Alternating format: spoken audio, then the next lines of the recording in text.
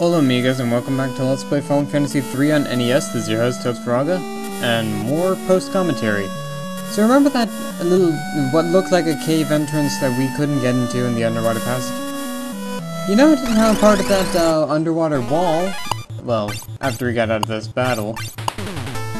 Right, underwater battles don't really pose much of a threat to us. They never really did pose much of a threat, and if you still have a Viking in your party for some reason, like you still want to run Viking or Dragoon with Thunder Spears for some reason, I mean, that's fine, but I mean, water enemies really fall easily to us now. So anyway, you notice this green path? That's actually the entrance to Dorcas Village, so we could have gone there, but now, we're just now getting there. So, we go to Dorcas Village, and right here, after talking to this guy, we decide to go upward. That was the stupidest thing ever. Alright, so you have to go down here, and pretty much all of these black wizards here sell different spells for, you can purchase. You can pretty much purchase any spell, level 1, 2, 3, 4, 5, 6, or 7. If you're going to, if you're looking to pretty much complete the list of spells that you have, and you can also buy the first 5 level summon spells. But in case you're looking to complete your entire spell list, and we buy some of the summons there just in case, just to have them. But if you're looking to complete the spell list, this is a very good place to go. Anyway, so here we also buy the Magic of Life and the Magic of Safe. Life is a pretty essential spell to have if you don't have any Phoenix Downs, because Life enables you to instantly revive a party member. Safe, on the other hand, if I remember correctly, is what Protect is in later games.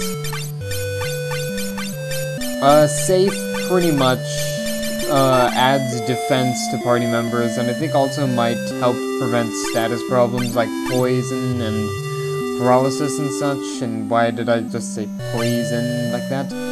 Anyway, here's all the spells you can buy in Dorcas Manor, sold by that guy, and this guy sells level 3 spells, not really all that useful. Wasn't he up there originally? I don't know. This guy sells level 7 spells, I believe these are. Level 7 spells are just very good. But yeah, I checked Raph's spell list right there, but level 7 spells. Quake is very, very good for clearing out large groups of enemies.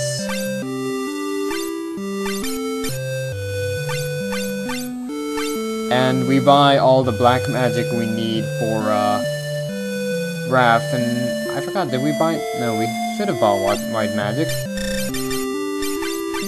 I remember buying white magic, I think.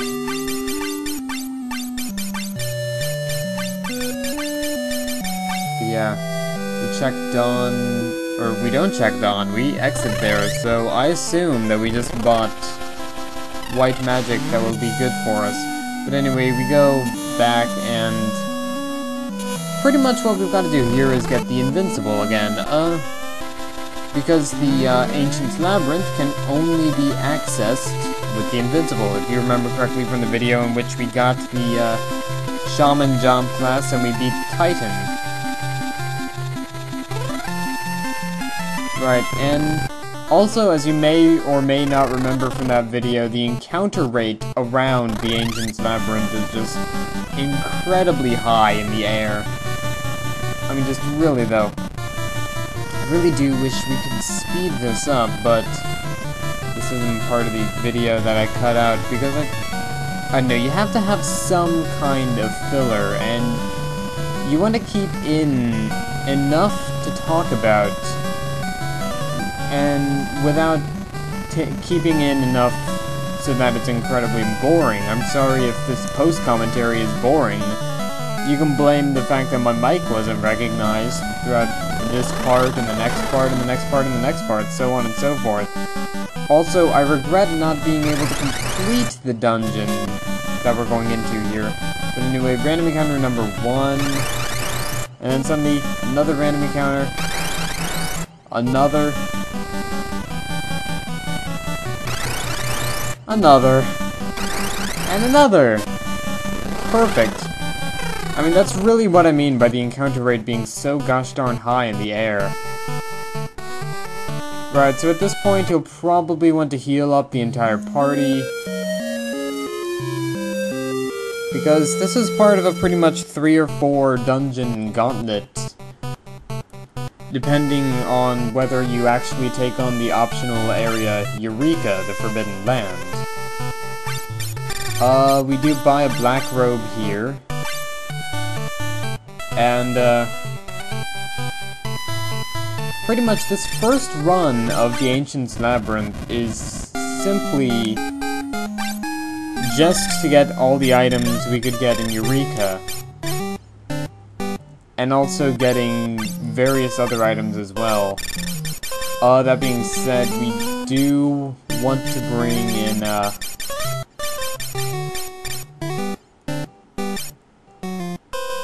you want to bring in various equipments for, now you see, I took the wizard robe out of our inventory here and stuff, but I mean, it's not really necessary, because the wizard robe is weaker than the white robe, so you want the scholar hat, because that's a good hat for your mages to have. Wizards with the scholar hat is... And we go back in, because apparently there's some unfinished business we need to attend to, because we didn't deposit our spells. So once again, we have to go to Fat Chocobo and deposit all of these spells and things, and now we get to leave and start work on the Ancient Labyrinth. Well, not before saving, obviously, because the main rule of an RPG is to save as often as you possibly can, so... Saving is a good thing. Saving is definitely a good thing in these areas. Alright, so anyway, you go in, and instead of going right through this door, go around the area. If you go through the door, that's where the Earth Crystal was held, and that's where you fight the Titan. Since we already killed the Titan, pretty much there's nothing else to do here. These are Iron Claw enemies. They are kind of like the Death Claw enemies. They don't have that splitting gimmick, but they do have a bit of a high defensive multiplier. Like a lot of the enemies we've already fought, they don't really possess that much HP. They only possess around 900 or so. There are not a lot of enemies really possess high HP, which is strange at this level in the game. I mean, attacks that deal 900 damage are still killing them, well, they had at least 1,000 in the DS version. So anyway, we encountered this Greater Demon here. Greater Demons have an annoying gimmick. They have the ability to summon monsters, and they usually summon monsters that you rarely encounter otherwise.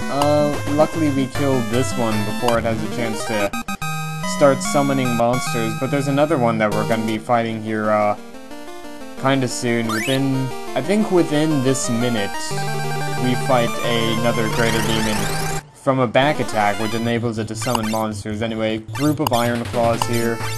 Iron Claw is pretty much one of the weapons that Iron Man uses in the movie, if you've never seen the movie. But anyway, yeah, these Iron Claws only have about 900 or so HP. The only main thing about Iron Claws is that their attacks hurt a bit more than with most other enemies here, and which is acceptable, to be perfectly fine. I mean, they're made out of metal. My pants metal, you know?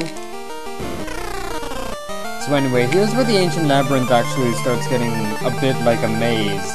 You can kinda, sorta lose track of where you're going here and stuff. Anyway, here's that Greater Demon, and it attacks. Don't find now. A lot of these enemies that appear as single characters and stuff, like, say, the Greater Demon and other enemies we'll encounter later on that are large enemies, a lot of those enemies in the DS version have the ability to attack twice in a row, and that adds a bit of a challenge to the DS version, right? Anyway, you see, summons an enemy called Renees Clone. Renees Clone pretty much has all the abilities that Une had in the boss fight against her. So pretty much you're fighting against an enemy that can cast Blizzard, Whirlwind, and Wall. That's pretty much all that Une clones really do, and of course you have to kill the Greater Demon quickly, otherwise you're just going to summon more enemies. And the fact that we had a back attack here and I didn't switch party formations does kind of put it in an offensive disadvantage. I mean, we win, of course, otherwise this video wouldn't be about 25 minutes long, but I mean, but see, that's the Blizzard attack that Une didn't really get to use against us. It deals moderate, fairly low damage to all party members, actually. It's not really all that strong, but the fact that it can target all party members is somewhat of a thing, and the fact that they like to spam that move over and over and over, as you saw there, was just...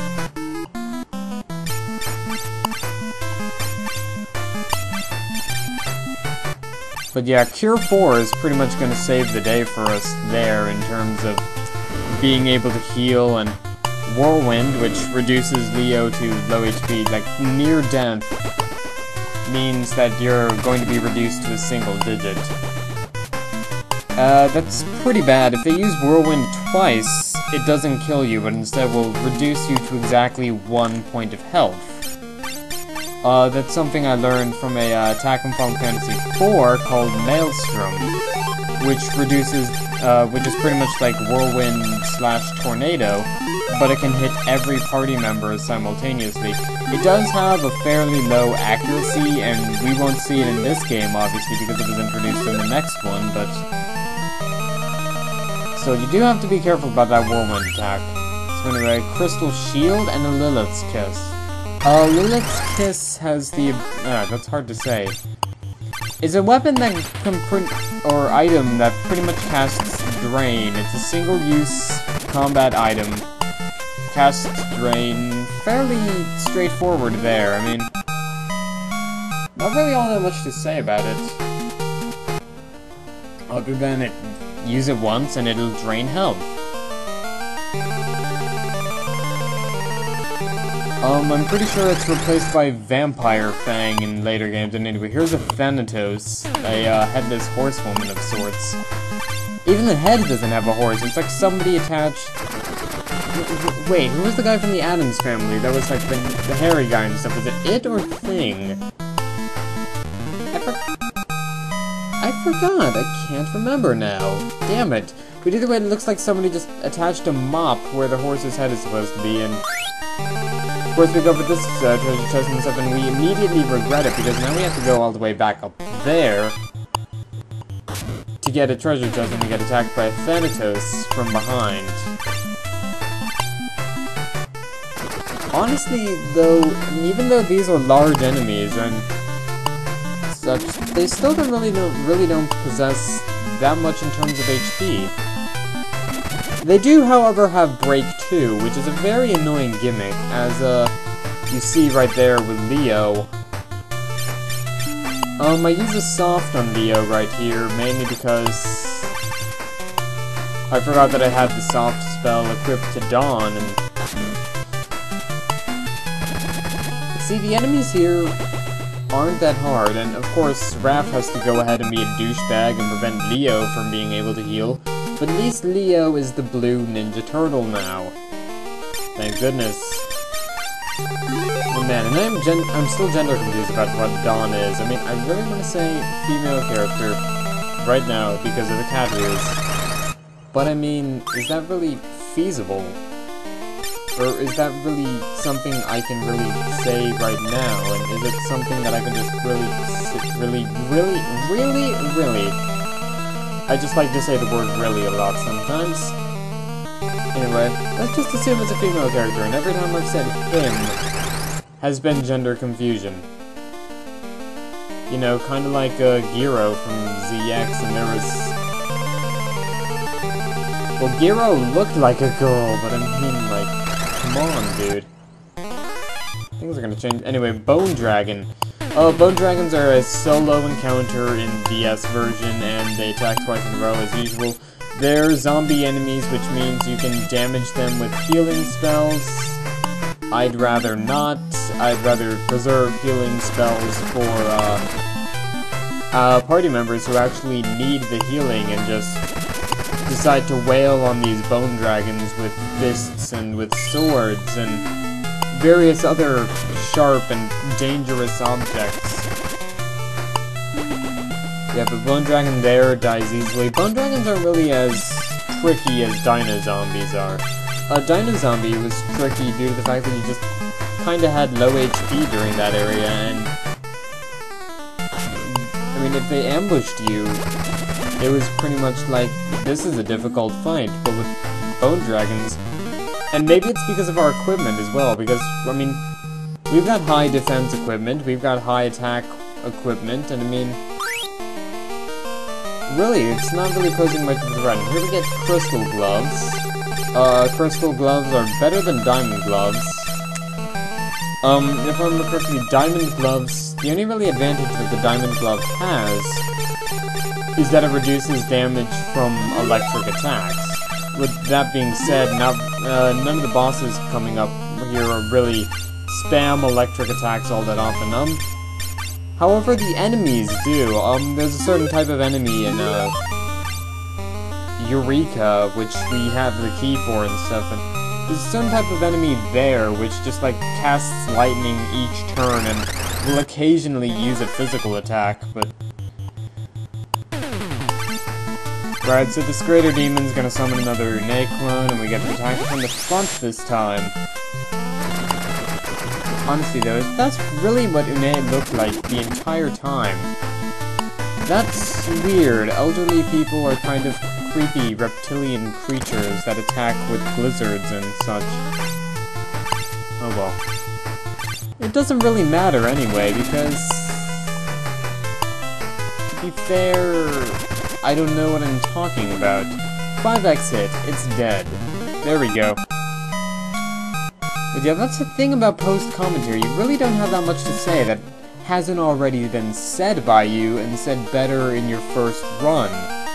And I can't just redo this area over and over. It's not like a platformer in which I save between levels and I can pull up the save at any time. I save state every time I complete a part of the recording and such.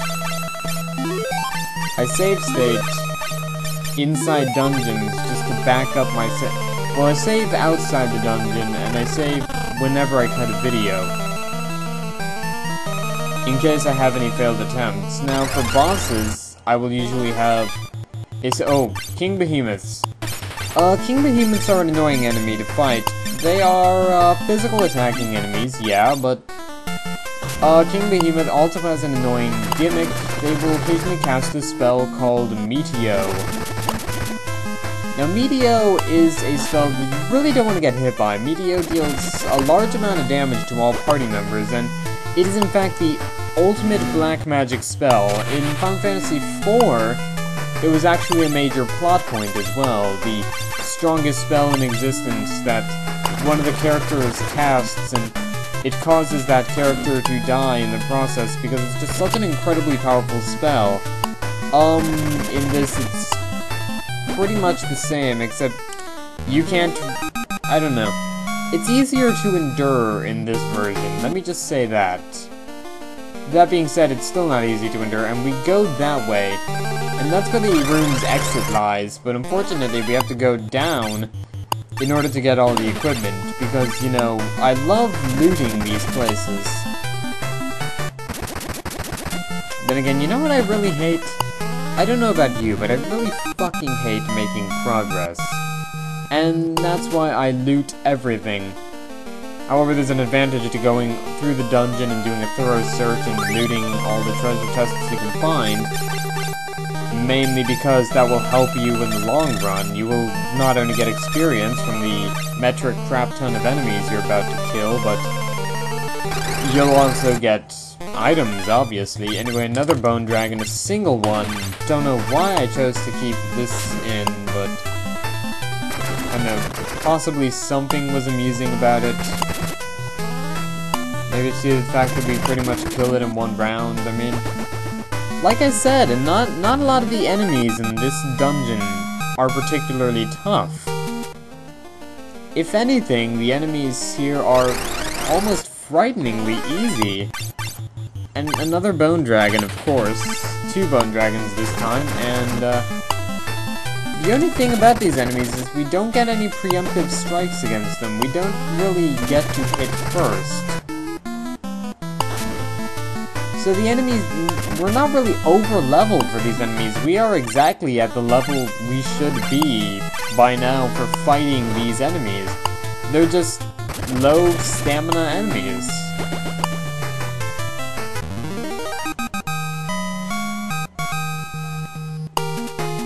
I mean, honestly, is that really a sin? Is that really a problem?